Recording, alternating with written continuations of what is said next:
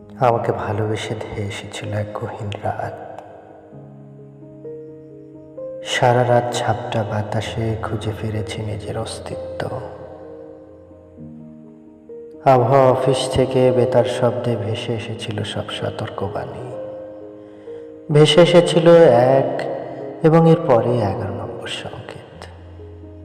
মাথা থেকে মনের যোগাযোগ ছিল বিচ্ছিন্ন, আর এই বিচ্ছিন্নতায় 1 ও 11 এর মাঝের সংকেত ছিল অজ্ঞাত।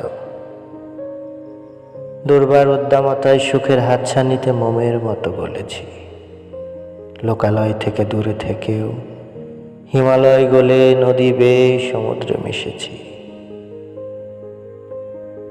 রাতের ঘুটঘুটে অন্ধকারে হাতড়েছি এক চেনা অবয়ব।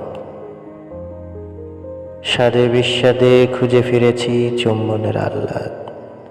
অস্ফুট আহ্লাদে কাছে ডেকেছি আলিঙ্গনে। মনের অজান্তেই ভুলে গেছি, মিশে গেছি রাতের আধারে। এপাশ ওপাশ ফিরে শত সহস্র মাইল পাড়ি দিয়েছি অভিন্ন নিঃশ্বাসে। ভয়ে জড়সড় হয়ে মুষড়ে গেছি নিজের মধ্যে নিজে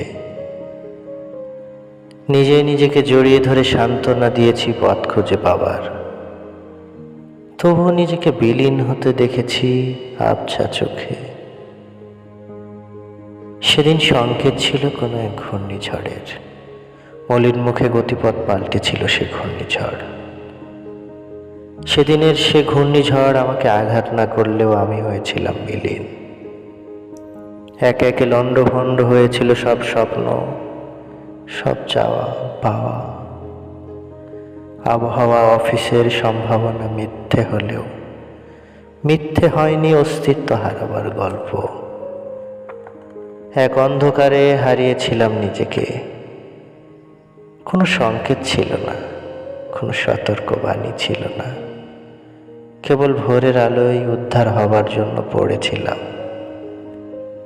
পড়েছিলাম নিথর নিস্তেজ হয়ে অন্ধকারের হাত ধরে। দিনের প্রথম কিরণেই বুঝেছিলাম, হে আমার জীবনে ফেরা নয়, এ আমার মৃত্যুতে বাঁচা।